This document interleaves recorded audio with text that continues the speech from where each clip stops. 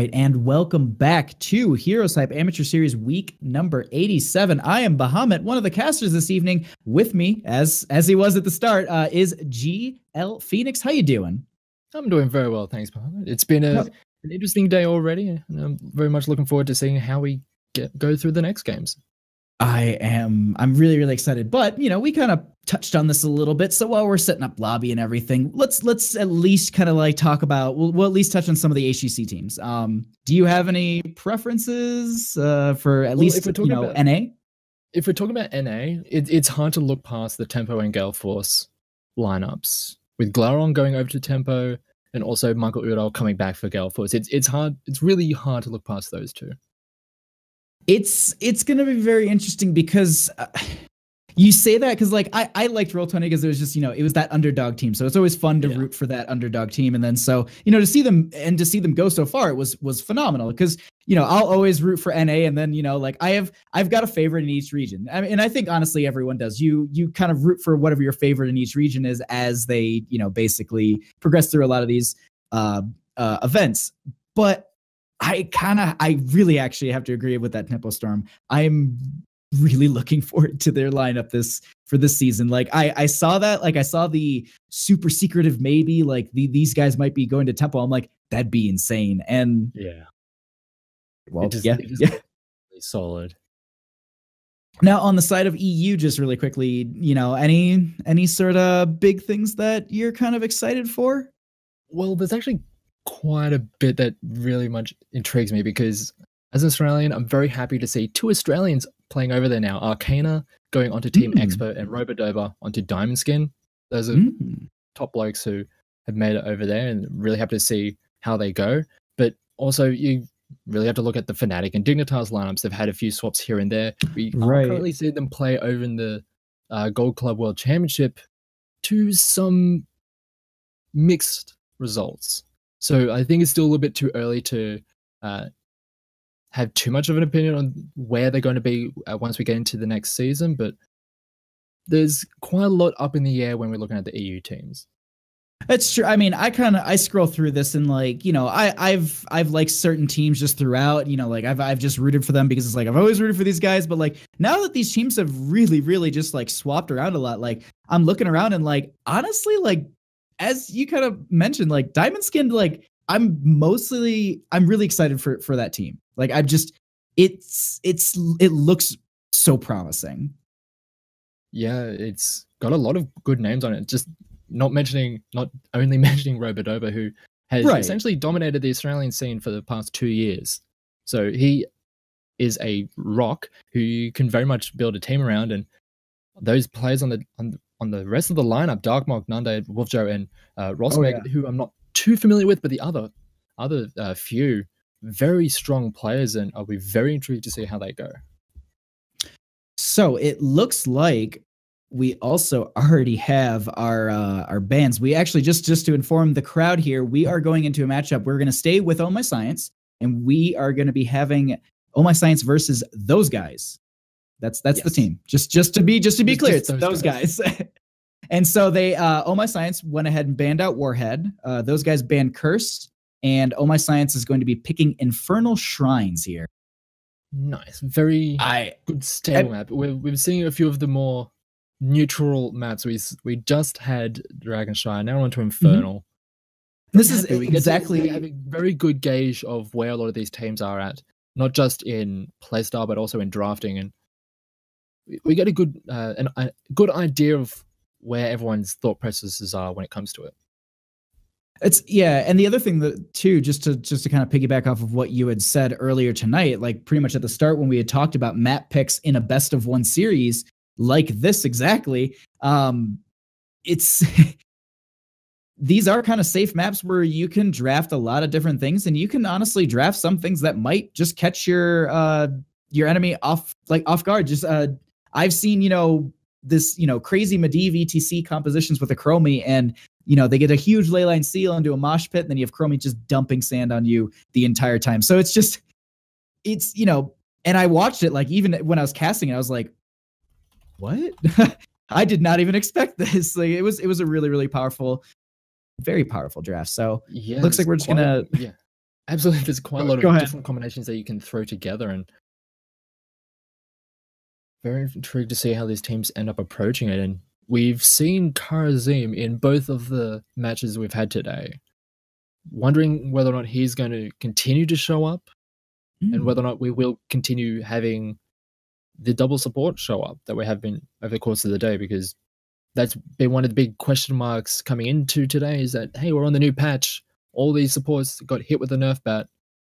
What's that going to do to the support meta? And so far, haven't seen too much of a change. We've been seeing mainly the Rhaegar and the Karazim be pretty much mainstays, but so far hasn't been too much adaptation from the previous patch to this one just yet. That is really true. No, you make a lot of good points on that, because of the fact that it's just people are still kind of playing it in that comfort area. Now, you did mention we have had 2 Karazims, but in that first game, that was a solo support Karazim too, which was, wow, just that game from him was very, very good. There was an insane palm that happened, as well as there was just a note on the side of the Rhaegar for the other team. He did get that clutch ancestral too. Yeah. But it's just, I mean, Karazim, as you noted, like he's showing up, and I think that he kind of is filling that kind of void where it's like we want a healer, but we also still want that damage, and he's really just kind of fitting into that slot perfectly. Yeah, he did cop a little bit of a damage nerf with this current patch, but he still has a reasonable amount. He can still throw those hands just as good, and he's still very useful and very mobile enough to be able to work in a lot of these compositions. But we are getting into the draft now. It is, I believe, those guys on the red. Oh boy, yes, those guys are on the right hand side, and on the left we have my science. Which we'll see in a few seconds when the Twitch channel changes over. But at this point, we do have that Medivh banned out, as well as the Garrosh and a first pick ETC.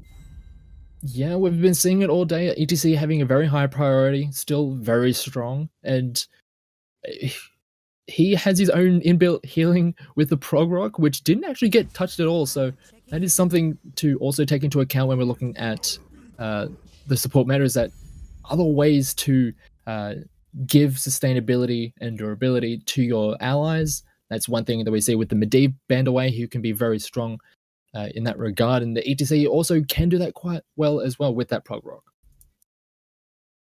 I'm staring at this Ragnaros right now. I'm just like, wow. I mean, yeah, I can see how it can be useful, but it's just like, it feels very early in the draft to me, especially with an Ana too. Yeah, it is a very, very curious first 2 picks. I mean, don't get me wrong, those 2 heroes are quite strong, and Ragnaros does have his place on this map, especially when you start factoring in the Punishers, and being able to both have a Molten Core defensively or offensively once those punches start being thrown around. But yeah, as you mentioned, it does seem very early for this kind of draft, and it has allowed a very strong combination of the Tassa and the Tracer. That Ana is going to have to be very careful with how she positions, because she can fall prey to that Tracer quite quickly. Like, that came out, and I'm just like, that's a strong core for your draft right there. I mean, to start out with the ETC Tassadar Tracer, I'd be really worried, and it looks like they're gonna go ahead and ban out the mouth heal here. I honestly, okay, they're gonna go for Sonya. I was like, I don't know, like, damage doesn't seem like it's gonna be a worry right now. I think they're gonna be prioritizing a solo laner as well as a maybe a second support. We haven't seen those guys tonight. It's so weird saying that in a sentence because it fits in. If you just those guys just over there, just like they're off the corner kind of thing. We don't remember their name. We're just gonna call them those guys. Like, that's how it feels every time. But we haven't seen them yet, so we don't know if they're going to run double support. Typically, I believe you would run double support. Tassadar, typically, yeah.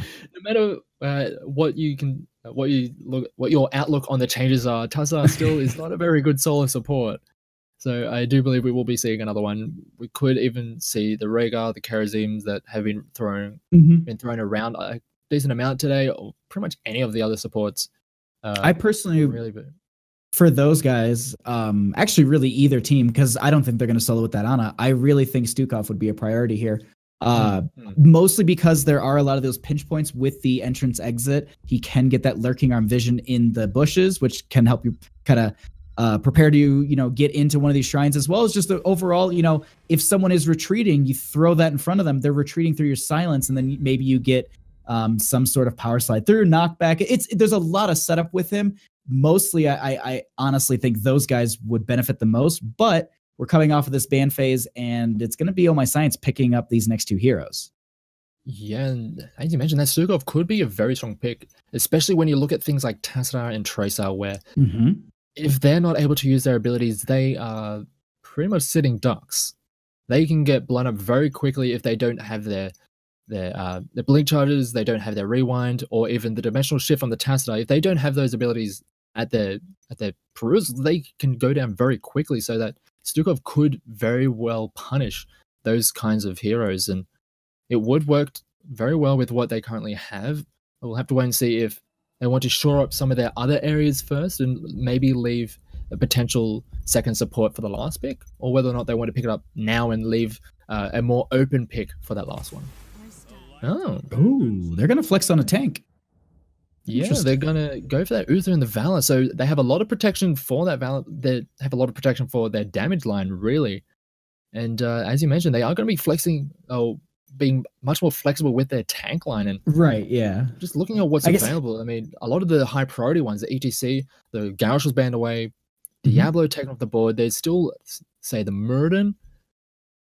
He's he actually would be pretty beneficial up against that Tracer. Arthas would also be beneficial if you're looking for something on the Shrine Clear side as well. The Howling Blast can be a nice setup to, lock down a Tracer and then follow up with Uther. And so realistically, if I was in the side of Oh My Science, I would look to pick up the Arthas. But, as you said, Murden, he does have a really good engage, disengage. I mean, he's viable. The reverberation at 4 up against the Tracer would help with the attack speed reduction. So we'll see. Absolutely. And we do see the last two picks. We do have the second support of the Brightwing picked up for those guys, and also the Malthael. It was a potential ban coming out from Oh My Science, but it is going to be the Malthael picked up at the very end of that draft. So they do have a rather powerful solo laner and should do reasonably well up against that Ragnaros. It will just essentially be a sustain war back and forth, but that's a rather scary lineup looking at the team from those guys.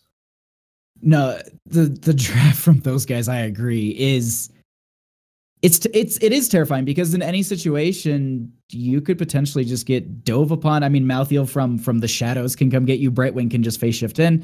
And then you've just got Tracer, who's probably going to be in that backline until she recalls, too far away.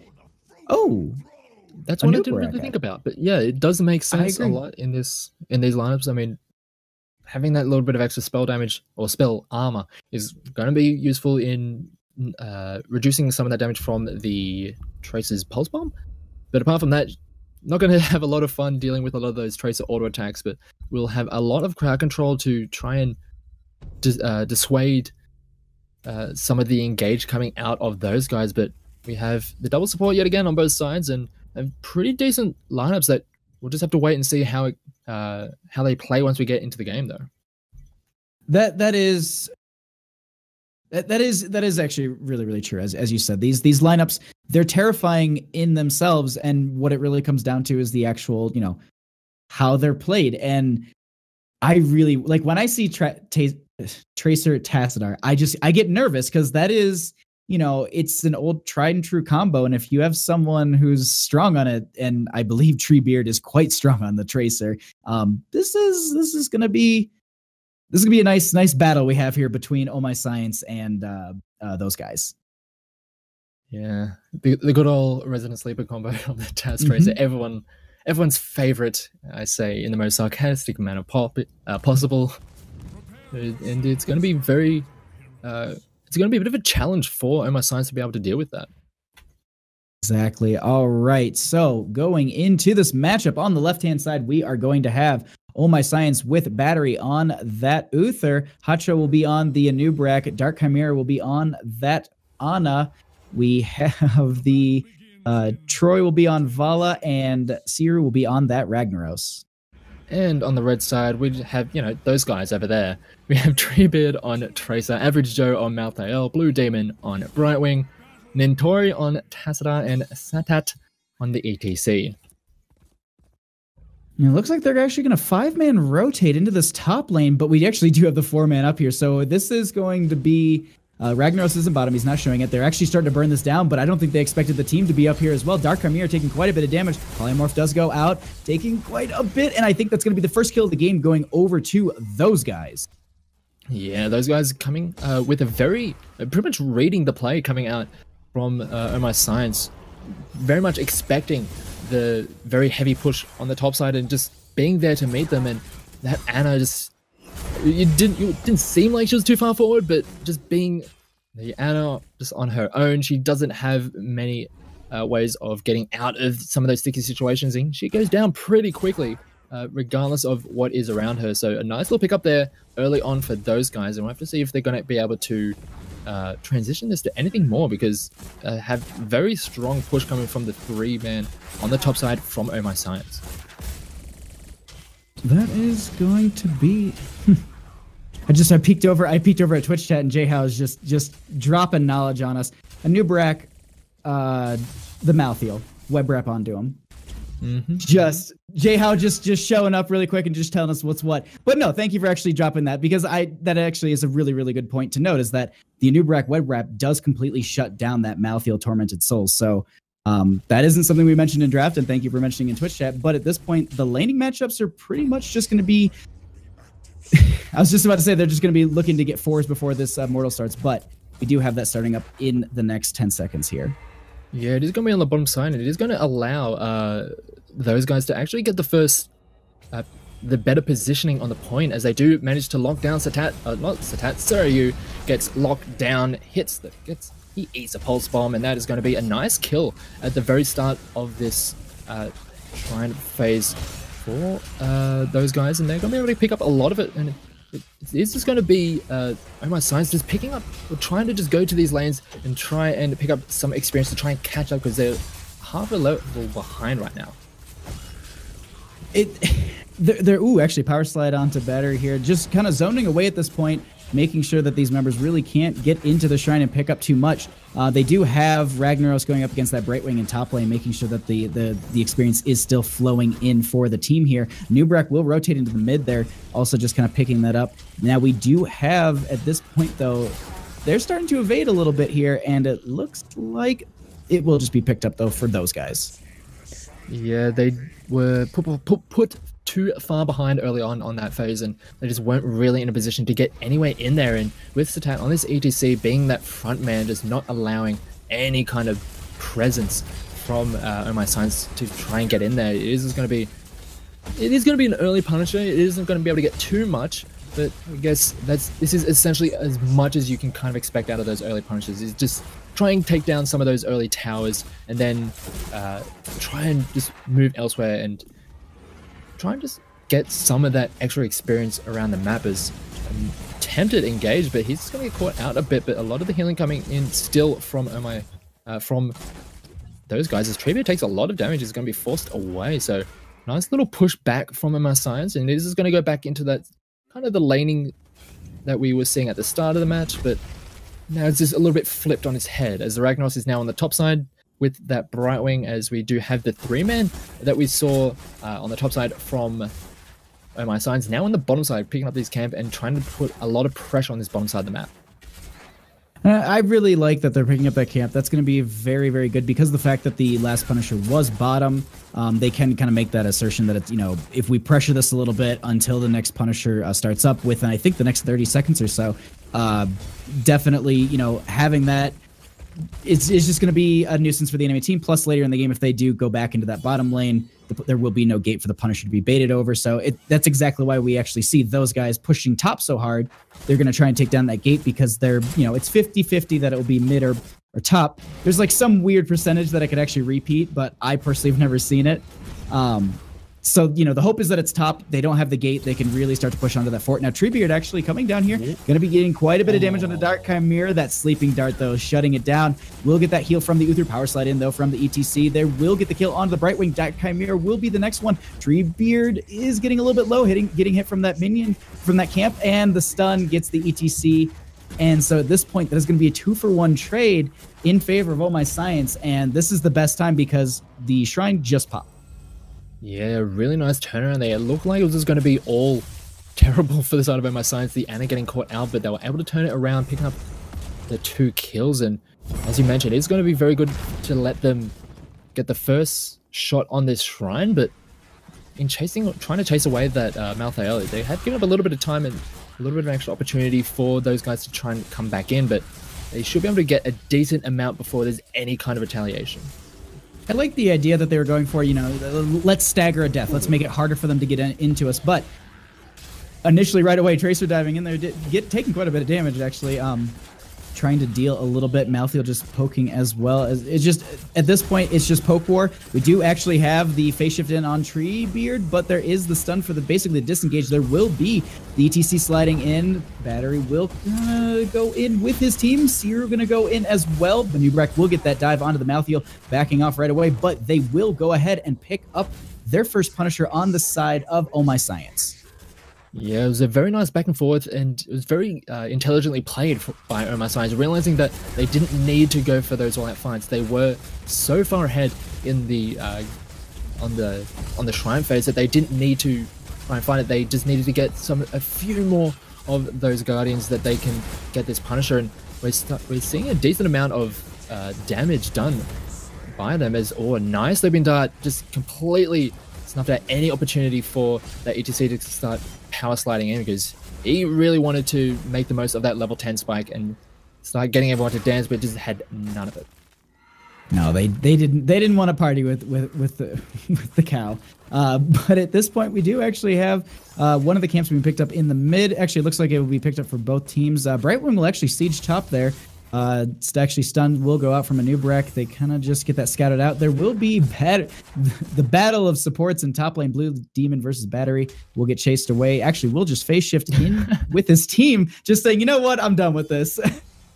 Yeah, it is no fun when the supports just wailing away at each other. So just gets out of there. He did a decent amount of damage and on the top side, just pushing in, taking down that healing well, but not able to get too much more. As it is going to be just back into holding patterns as we wait for the next fight, or objective to spawn, as both teams are level 11. They're quite even when it comes to experience, so not too many advantages gleamed just yet from either side, but there's a lot of damage being done to that central fort on the side of those guys.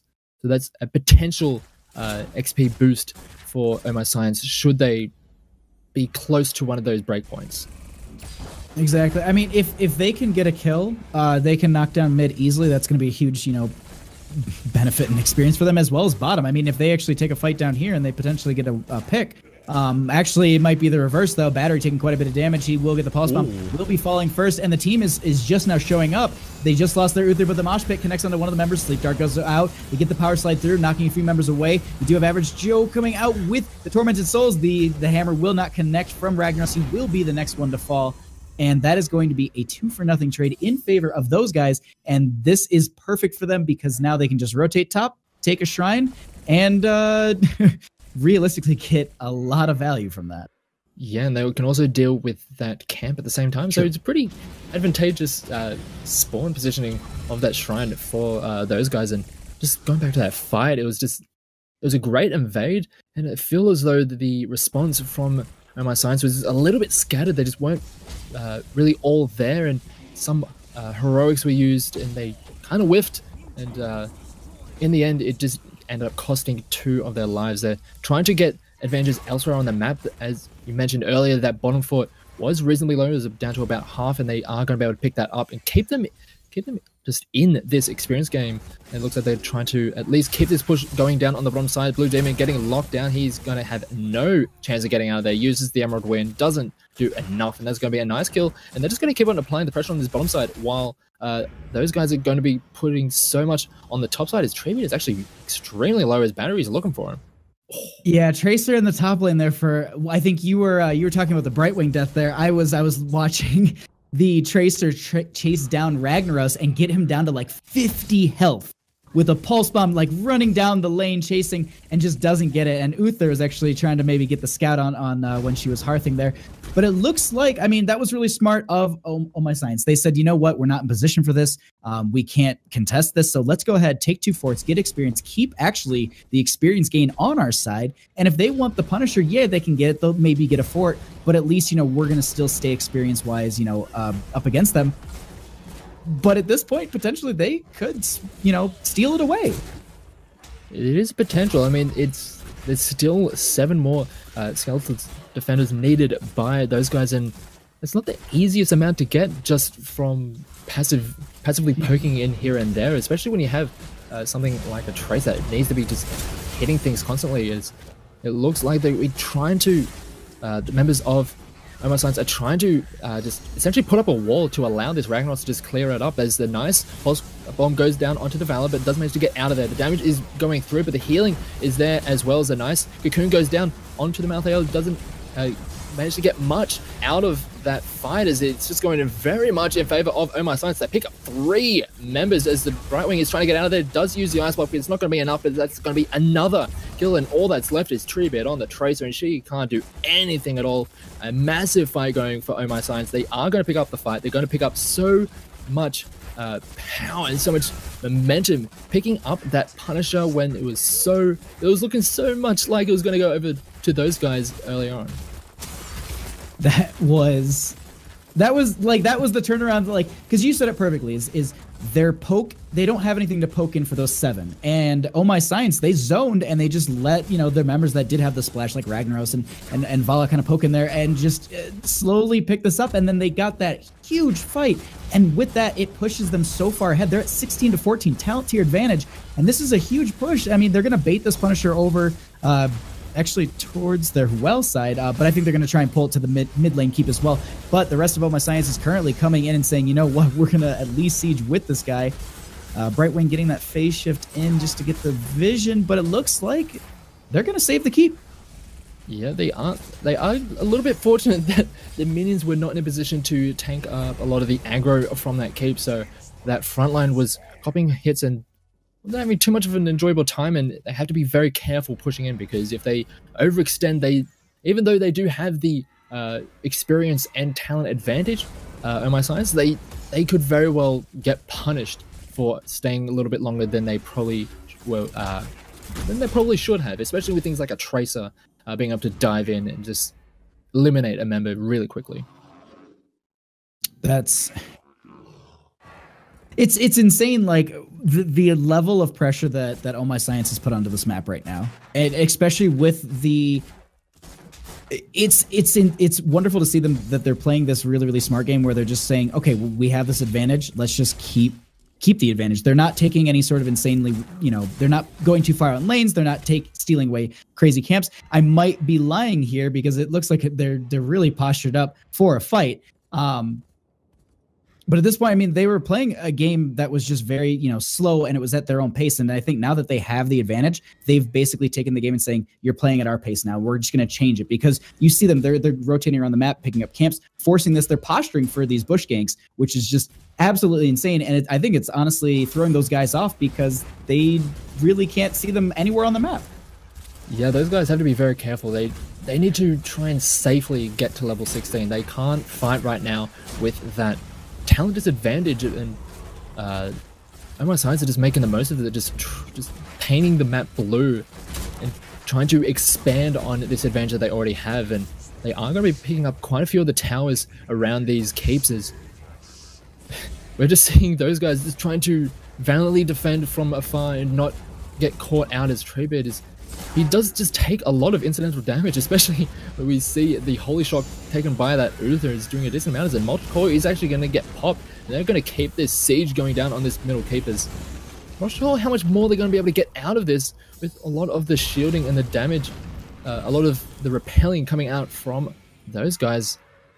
Bit of an interesting time to be using that Molten Core.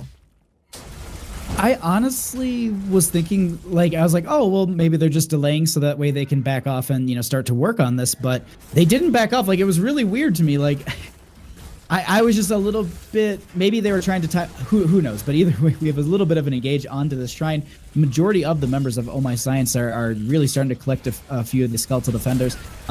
Those guys just starting to get in. We actually have ETC sliding in. There is the D-shield that goes out onto Ragnaros. Treebeard will have to go ahead and blink away. Moshpit goes out. Does get canceled right away with that web wrap, but Newtbrak, getting that out. And we actually have Maltheo falling there so early. We do have the ETC power sliding out. Just that Tassadar with so little health. ETC will fall next. They still want to get Treebeard. They get the stun. Treebeard gets a couple dashes away. Battery still chasing.